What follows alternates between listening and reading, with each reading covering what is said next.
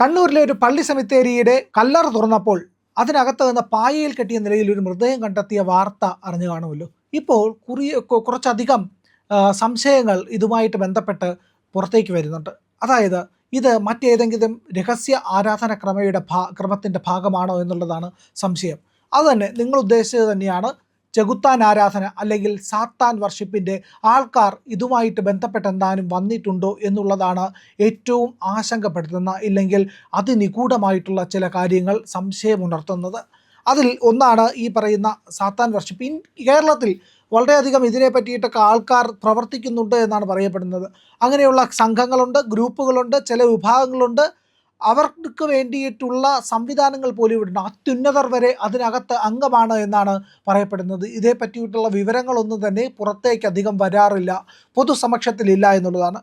നമുക്ക് ആകെ അറിയാവുന്ന ഒരു പ്രധാനപ്പെട്ട കാര്യം കേതൽ ജിൻസൺ രാജ എന്ന് പറയുന്നത് 2017 മാതാവിനെയും പിതാവിനെയും സഹോദരി അമ്മായി അടക്കം 4 പേരെ കൊല ചെയ്ത പ്രതിയുടെ വാക്കുകളാണ്. അയാൾ ഇതിനെപ്പറ്റി പറയുന്നുണ്ടായിരുന്നു, ഞാൻ ചെകുത്താനെ ആരാധിക്കുന്ന ആളാണ്, അതിനു വേണ്ടിയിട്ടാണ് ഈ കൊലപാതകം ചെയ്തത് എന്ന് കേതൽ ജിൻസൺ രാജ വിളിച്ചു പറയുന്നുണ്ടായിരുന്നു. അയാളുടെ മൊഴി അതായിരുന്നു എന്നുള്ളത്. പിന്നീട് അയാൾക്ക് മാനസിക രോഗം എന്നാണ് പൊതുസമൂഹത്തിന് മുന്നിൽ അറിയാൻ കഴിയുന്നത്.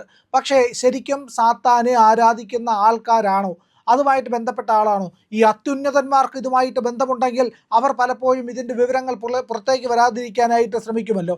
അങ്ങനെയും ചില വിഭാഗങ്ങൾ പ്രവർത്തിക്കുന്നതായിട്ട് അറിവുണ്ട്. അതായത് ഇയാൾ മാനസിക രോഗിയാണ് എന്ന് വരുത്തി തീർത്തു കഴിഞ്ഞാൽ പിന്നെ ഇതുമായിട്ട് ബന്ധപ്പെട്ട കാര്യങ്ങളൊന്നും പുറത്തേക്ക് വരില്ല. എന്താണ് ഇതിൻ്റെ പിന്നിലുള്ള കാര്യം, എന്തിനാണ് ഈ കൊലപാതകങ്ങൾ ചെയ്യുന്നത്, എന്ത് ആരാധനയാണ്, ചെകുത്താൻ ഏത് തരത്തിലാണ് ഇവർ ആരാധിക്കുന്നത്, ഇങ്ങനെയുള്ള പല സംശയങ്ങളും തോന്നുമല്ലോ. അപ്പോൾ കേരളത്തിൽ ചില ക്ലബ്ബ് ഇതുമായിട്ട് ബന്ധപ്പെട്ട് പ്രവർത്തിക്കുന്നുവെന്ന് പരക്കെ പറയപ്പെടുന്നുണ്ട്. അതിൽ ഏറ്റവും പ്രധാനപ്പെട്ട കാര്യമെന്ന് പറഞ്ഞാൽ അവരുടെ ചില കരുത്താണ്, അവരുടെ കഴിവാണ്. അവർ അത്യുന്നതരാണ്, അവർക്ക് സാധിക്കാത്തതായി ഈ ലോകത്തൊന്നുമില്ല. ഈ ഇലുമിനാറ്റി എന്ന് കേട്ടിട്ടില്ലേ? ഇലുമിനാറ്റി ഇപ്പോൾ ഒരു കഥ മാത്രമാണ്, അല്ലെങ്കിൽ എല്ലാവരും പറഞ്ഞൊക്കെ നമുക്ക് അറിയാവുന്ന ഒരു കാര്യമാണ്. പണ്ട് ഈ ഇലുമിനാറ്റി ആയിരുന്നു ലോകം ഭരിച്ചിരുന്നത്. അവർ തീരുമാനിക്കും എന്ത് സംഭവിക്കണം സംഭവിക്കേണ്ട എന്നുള്ളത്. ഈ ഇലുമിനാറ്റി ഇതുപോലെയുള്ള ആരാധനാക്രമത്തിൻ്റെ ഭാഗമാണ് എന്നാണ് പറയപ്പെടുന്നത്. പക്ഷേ അവർ എന്ത് ചെയ്തു? അവർ കാലക്രമത്തിൽ ലോകത്തിൻ്റെ അധികാരം അവരുടെ കൈപ്പിടിയിലാകുമെന്ന് കണ്ടതോടുകൂടി അമേരിക്ക അടക്കമുള്ള ലോകരാജ്യങ്ങളുടെ ശക്തികൾ ചേർന്നിട്ട് ഇതിനെ നശിപ്പിച്ചു എന്നാണ് പറയപ്പെടുന്നത്. പിന്നീട് അവർ ഉണ്ടായിരുന്നില്ല, അവർ നശിച്ചുപോയി, അവർ മറ്റൊരു രീതിയിലേക്ക് മാറിയെന്ന് ഇവിടെ പറയപ്പെടുന്നു. അങ്ങനെ മാറിയവർ ചില ക്ലബിൻ്റെ പേരുകൾ അറിയപ്പെടാൻ തുടങ്ങി എന്നും പറയപ്പെടുന്നു. അതായത് അത്യുന്നതർ വരെ അംഗമായിട്ടുള്ള ചില ക്ലബ്ബുകൾ പ്രവർത്തിക്കുന്നു. ആ ക്ലബിൻ്റെ അംഗങ്ങൾ ഇത്തരത്തിൽ വലിയ സ്വാധീനമുണ്ടായതാണ്. അവർക്ക് ആരെയും വളർത്താനും ആരെയും തളർത്താനും ആരെയും എത്ര ഉന്നത സ്ഥാനത്തെത്തിക്കാനും എത്ര നശിപ്പിക്കാനും അവർക്ക് കഴിയും എന്നുള്ളതാണ് ഇതിൽ ഏറ്റവും പ്രധാനപ്പെട്ട കാര്യം. ഈ സംഘങ്ങളിൽ ഗൂഢമായിട്ടുള്ള ആരാധനകളുണ്ട്, ആചാരങ്ങളുണ്ട്, ചില പ്രത്യേക തരത്തിലുള്ള യോഗങ്ങളൊക്കെ ഇവർ കൂടാറുണ്ട് എന്നാണ് പറയപ്പെടുന്നത്. ഇവരുടെ ഈ ക്ലബ്ബുകൾ നിങ്ങൾക്ക് പെട്ടെന്ന് എത്തിപ്പെടാൻ കഴിയുന്നതല്ല. ചെന്ന് കയറിയാലോ അന്വേഷിച്ചാലോ നിങ്ങൾക്ക് അവിടെ സംശയകരമായിട്ടൊന്നും തന്നെ കാണാൻ കഴിയില്ല. പക്ഷേ ഈ ക്ലബ്ബുകളിൽ നടക്കുന്ന പ്രത്യേക തരം പരിപാടികൾ ലോകത്തിൻ്റെ ഈ പറയുന്ന സംവിധാനങ്ങളുടെ, പോലീസുകാരുടെ, നിയമപാലകരുടെ, എല്ലാ തരത്തിലുള്ള ഭരിക്കുന്നവരുടെ എല്ലാ സമ്മതത്തോടു കൂടി നടക്കുന്നതാണ്. അത്ര ഗുരുതരമാണ്. നമ്മൾ സാധാരണക്കാർ വെറും പുഴുക്കളാണ് എന്നുള്ളതാണ് അവരുടെ ധാരണ. കാരണം സാധാരണക്കാർ ഇതുമായിട്ട് ബന്ധപ്പെടുന്നവരോ അറിയുന്നവരോ ഒന്നുമല്ല. ഞങ്ങളുടേത് നിഗൂഢവും അത്യുന്നതവുമായ ലോകമാണ് എന്ന രീതിയിൽ അവർ അവിടെ വിരാജിക്കുന്നു എന്നുള്ളതാണ്. ഈ ക്ലബ്ബുകളൊക്കെ നമ്മുടെ നാട്ടിൽ ചുറ്റും തന്നെയാണ് പ്രവർത്തിക്കുന്നത്. അവരുടെ ഒരു കാര്യം, അവർ ചില സന്നദ്ധ പ്രവർത്തനമൊക്കെ ചിലപ്പോൾ നടത്തും. അവർ ഈ പറയുന്ന വേസ്റ്റ് ഇടാനുള്ള ബക്കറ്റ് കൊണ്ടുവയ്ക്കും, ഇല്ലെങ്കിൽ എവിടെയെങ്കിലും ഒരു വെയിറ്റിംഗ് ഷെഡ് കെട്ടും, ഇല്ലെങ്കിൽ എന്തെങ്കിലുമൊക്കെ ചെറിയ സഹായ സംവിധാനങ്ങൾ അതുപോലുള്ളതൊക്കെ തുടങ്ങിയേക്കാം. പക്ഷേ അവർ ആത്യന്തികമായി ഈ നിഗൂഢ ആരാധന പുലർത്തുന്നവരാണ്. ഇവർക്ക് രാജ്യത്തോടോ മതത്തോടോ എന്തെങ്കിലും കമ്മിറ്റ്മെൻ്റ് ഉണ്ടായിരിക്കും എന്ന് പോലും നമുക്ക് കരുതാൻ കഴിയില്ല. അവരുടെ കമ്മിറ്റ്മെൻറ്റ് എന്ന് പറയുന്നത് ഈ പ്രത്യേക ആചാരക്രമങ്ങളിൽ മാത്രമാണ് എന്നുള്ളതാണ്. ഈ പറയുന്ന കണ്ണൂരിലെ സംഭവത്തിലേക്ക് വന്നു കഴിഞ്ഞാൽ അവിടെ 2006-ലും 2016-ലുമാണ് ഈ 38-ാം നമ്പർ കല്ലറ തുറന്നിട്ടുള്ളത് എന്നുള്ളതാണ്. അതിൽ ഇപ്പോൾ പറയപ്പെടുന്ന ഏറ്റവും വലിയ സംശയം എന്ന് പറയുന്നത് വിലങ്ങാട് വാളൂക്കിന് സമീപമുള്ള ഇന്ദിരാനഗർ സ്വദേശി ആലപ്പാട്ട് സക്കറിയയുടെ മകൻ സിജോ 2014 കാണാതായിട്ടുണ്ട് എന്നാണ് പറയപ്പെടുന്നത്. അദ്ദേഹത്തിൻ്റെ മൃതദേഹം ആണോ ഈ പായയിൽ കെട്ടിയിരിക്കുന്നത്, ദുരൂഹ സാഹചര്യത്തിൽ കാണാതായി എന്ന് പറയുന്നുണ്ട്. അദ്ദേഹത്തിൻ്റെ മൃതദേഹമാണോ ഈ കാണപ്പെട്ടിരിക്കുന്നത് എന്നുള്ളതാണ് മറ്റൊരു സംശയം. അങ്ങനെ അവർ പരാതി കൊടുക്കുന്നു. ഈ പരാതിയിലും, അതായത് സിജോയുടെ തിരോധാനത്തിലും ഏറെ സംശയങ്ങളുണ്ട്. സിജോ കാണാതായി 7 വർഷം കഴിഞ്ഞാണ് ഇവർ പോലീസിൽ പരാതിപ്പെടുന്നത് എന്നുള്ളതാണ്. കാരണം ഭാര്യയുടെ വീട്ടിലാണ് ഇയാളെന്നും ഇയാൾ സ്വന്തം വീട്ടിലാണ് എന്ന് ഭാര്യ വീട്ടുകാരും വിചാരിച്ചു എന്നാണ് പറയപ്പെടുന്നത്. പക്ഷേ ഏതായാലും അതിലും വലിയ ദുരൂഹത ഉണ്ട് എന്നുള്ളതാണ്. ഏതായാലും 38 നമ്പർ കല്ലറ തുറന്ന് പരിശോധിച്ചപ്പോഴാണ് അതിൻ്റെ അകത്ത് പായയിൽ കെട്ടിയ മൃതദേഹം. സാധാരണ ക്രിസ്തീയ ആചാരത്തിലൊന്നും ഈ പറയുന്ന പായയിൽ കെട്ടി മൃതദേഹം അടക്കുന്ന പതിവില്ല എന്നുള്ളതാണ്. അപ്പോഴാണ് സംശയം വരുന്നത്, ഇവർ സാത്താൻ ആരാധന ചെയ്ത് ആരെങ്കിലും ഇവിടെ കൊണ്ടിട്ടതാണോ എന്നുള്ളത്. അതായത് ഇതുമായിട്ട് ബന്ധപ്പെട്ട ചില കാര്യങ്ങൾ കൂടിയുണ്ട്. അമേരിക്കയിലെ വെർജീനിയയിലെ ആർലിംഗ്ടൺ കൗണ്ടിയിലുണ്ടായിരുന്ന അബ്ബെ മൗസേലിയം എന്ന് പറഞ്ഞു കഴിഞ്ഞാൽ ഒരു കുടീരം പോലെ ഉണ്ടാക്കി വെച്ചിരിക്കുന്ന ഒരു വലിയ സ്ട്രക്ചറിനകത്ത് അനവധി മൃതദേഹങ്ങൾ അടക്കം ചെയ്യുന്ന ഒരു സംവിധാനമാണ്. ആ മൗസേലിയത്തിൽ സാത്താൻ ആരാധന നടത്തിയതിൻ്റെ ലക്ഷണങ്ങളുണ്ടായിരുന്നു. അതായത് ചത്തുപോയ പൂച്ചകൾ, പെൻഡഗ്രാം എന്ന് പറഞ്ഞു കഴിഞ്ഞാൽ 5 കാൽ നക്ഷത്രം ഒരു വൃത്തത്തിനകത്തുള്ളതാണ് ആ പെൻഡഗ്രാം.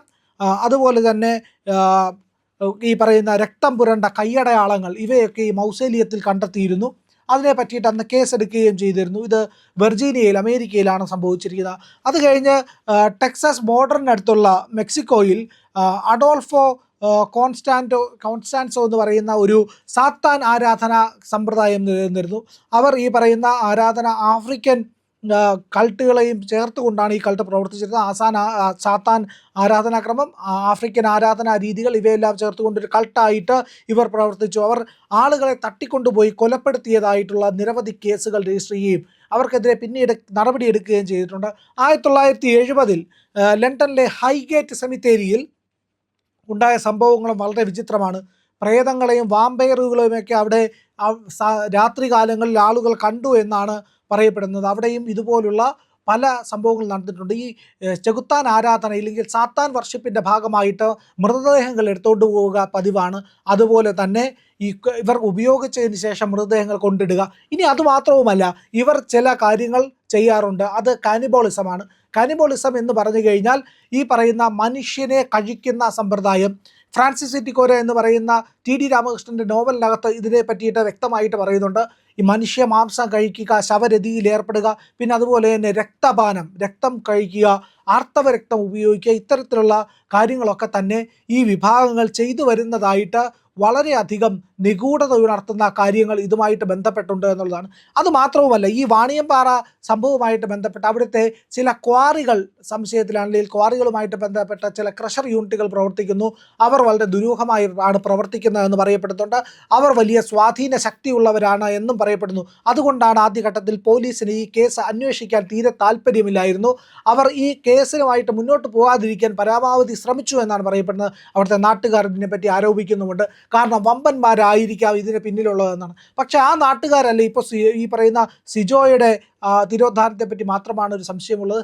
നേരത്തെ അവിടുത്തെ ആൾക്കാരുടെ സംശയത്തിൽ ഉണ്ടായിരുന്നത് എന്ന് പറയുന്നത് അവിടെ ഇതര സംസ്ഥാന തൊഴിലാളികൾ ഈ ക്രഷർ യൂണിറ്റുമായിട്ട് ബന്ധപ്പെട്ട ആരെങ്കിലും കൊല്ലപ്പെട്ടിട്ടുണ്ടോ, അങ്ങനെയെങ്കിൽ അവരുടെ മൃതദേഹം രഹസ്യമായി കൊണ്ട് മറവ് ചെയ്തതാണോ എന്നൊക്കെയുള്ള സംശയങ്ങൾ ഉയരുന്നുണ്ട്.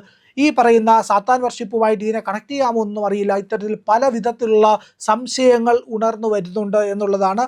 ഏതായാലും അത്തരത്തിലുള്ള സംശയങ്ങൾ ദൂരീകരിക്കേണ്ടത് പോലീസാണ്. അപ്പോഴാണ് ഞാൻ പറഞ്ഞ നേരത്തെ കാര്യം വരുന്നത്, വമ്പൻ ശക്തികളുമായി പോലീസ് അടക്കം ബന്ധപ്പെട്ടിരിക്കാനുള്ള സാധ്യതയുണ്ട്.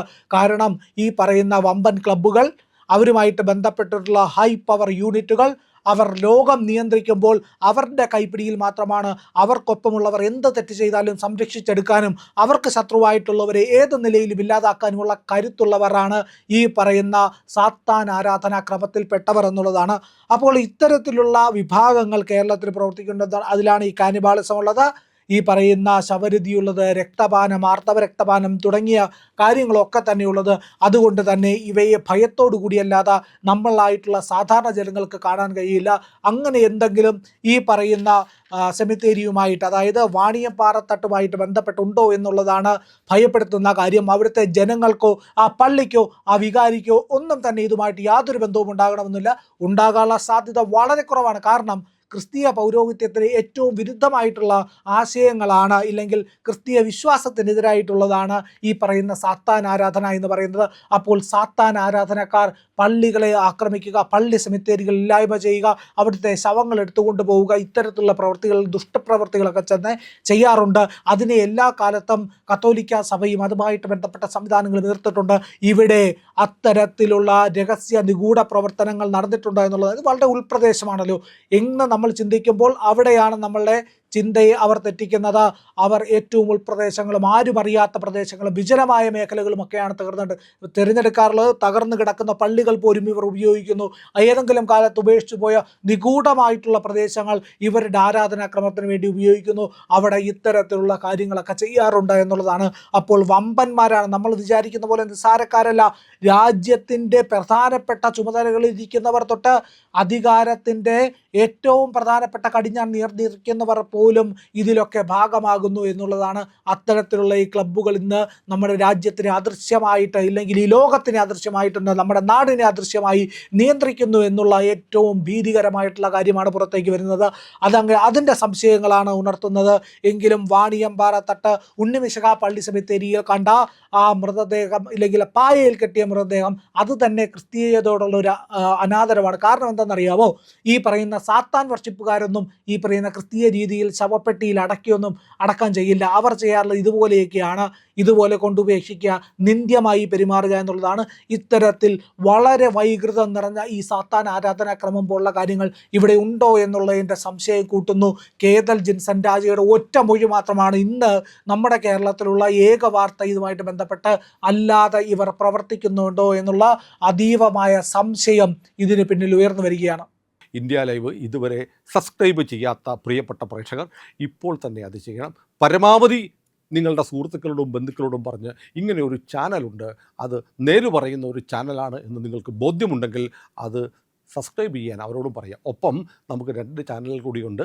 നമ്മളൊരു ഡിവോഷണൽ ചാനലുണ്ട്, പുണ്യം ബൈ ഇന്ത്യ ലൈവ്.